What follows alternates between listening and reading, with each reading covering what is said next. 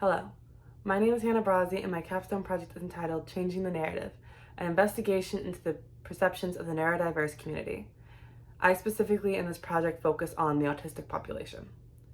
Now first I want to tell you about my process filming this video. I've probably filmed this over 400 times. And I know around that number because whenever I'm going through and deleting videos, it's telling me how many it is. And each time I am horrified by the number. And the reason I've gone through it so many times is because I catch myself saying, no, that's not the right word. No, you need to put identity first. No, that's misrepresentative. And no, like, you're not explaining that right. You're not going to get it. And I hate it. I hate that this is necessary. I don't like that this is something that I need to do. This shouldn't be a conversation that needs to be had, because this population should be respected because they're human in the first place.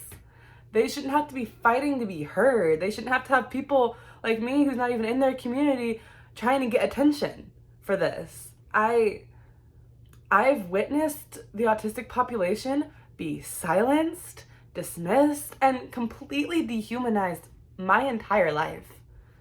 I have an older sister who is autistic, and I've seen her and my family fight for her rights every day of her life. Fight for her to be seen as a person, fight for her to have to earn respect that neurotypical kids are apparently born deserving. And I think about all the struggles she's had to go through that are completely unnecessary. How the systems and institutions and people around her who are supposed to support her, protect her, love her, care about her, I've seen them tear her down completely. I've seen them imply and act as if my life is more valuable than hers because I was born neurotypical. And I think back to stories like when she was in middle school and she loved math and she would read books with my mom and wanted a dictionary so she could know every word's meaning as they read. And how when transitioning to high school, my mother asked, do you want to pursue your degree? And she said yes. She was adamant that's what she wanted. And when she got to high school, they put her in a program that they said was suitable for her that involved lower level classes and her, cleaning up around the school as a skill training program. And that skill training program, the cleaning up, was, picking up garbage, wiping down tables. And the caveat to the whole program was you couldn't earn your degree. Even though that's what she said, that's what we said, that we had to go in and fight for her legal right to pursue that part of her education. And her voice should have been enough. That was her right to have that. If they were telling her what she was capable of, something that she'd already worked so hard for. And that's not a singular instance. She had a friend in a completely different state who was in a program very similar, and when he was cleaning up the recycling at school one day, he found a laptop in the recycling and asked if he could keep it. And they're like, yeah, sure, it's broken. And he took it home and he fixed that. He fixed that laptop all on his own. And he was being told he couldn't handle their mainstream educational classes. These two memories are just too very many that I've witnessed her have to fight. I've witnessed her looked down upon her entire life, as well as her peers. And that it should have never happened. I know I've said that already, but it cannot be emphasized enough. This should never have happened. I've seen her completely abused, not only by her peers in school, but by doctors, by teachers, by social services. Everyone has failed her. Everyone is failing this population, specifically, the autistic adults.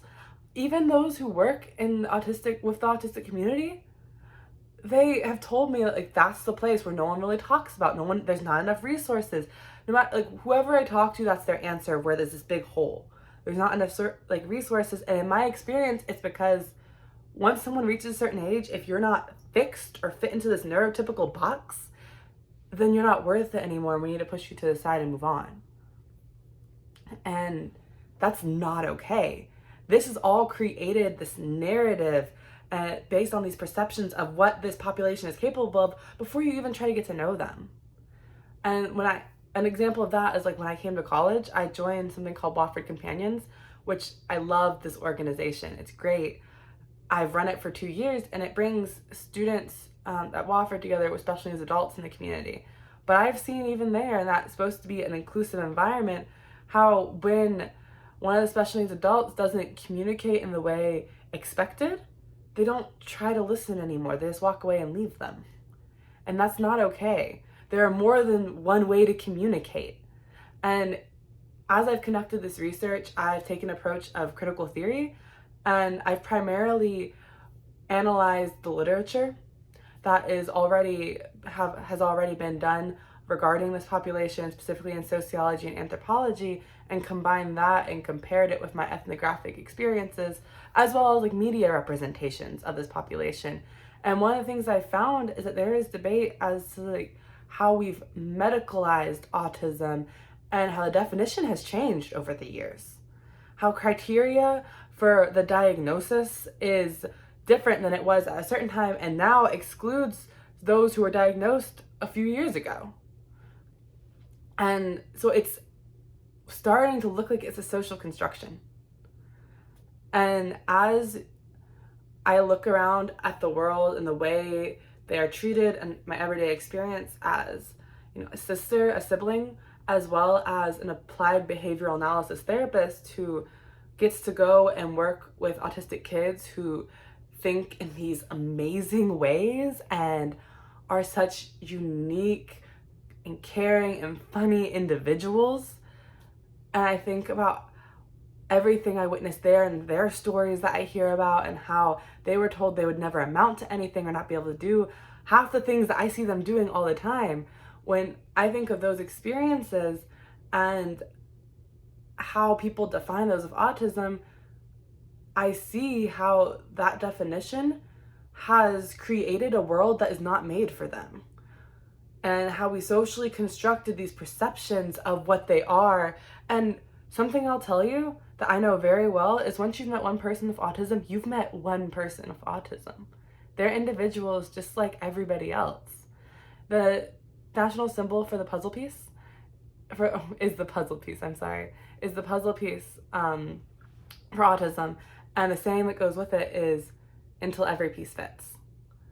And we have this puzzle right now, and pieces are being thrown out. They're being looked at and said, no, you're not what we think we want. You don't look right. No, you make me uncomfortable. And so we're throwing out these pieces, and you can't have a fully functional, beautiful picture without them. Until every piece fits, it's broken. And we are not putting enough effort into making these pieces fit. And as I continue this research, my ultimate goal is to make it unnecessary that people like me, neurotypicals, be the ones talking about this so much. And honestly, no, we're not even the ones talking about it so much. That's not true. It's that people tend to only listen to the neurotypicals. Because of this narrative, this perception we've created for this population, we don't listen to them. So you only listen to people like me, and that's wrong. And so as I continue this research too, I want to help develop more programming and resources and self-advocacy groups and just find more ways that I can help support this community and get more conversations started and get more people interested in connecting with this community. Thank you for listening, and I hope you challenge me on things I've said. I hope you ask me more questions and also reflect on, have you ever thought about this? Thank you.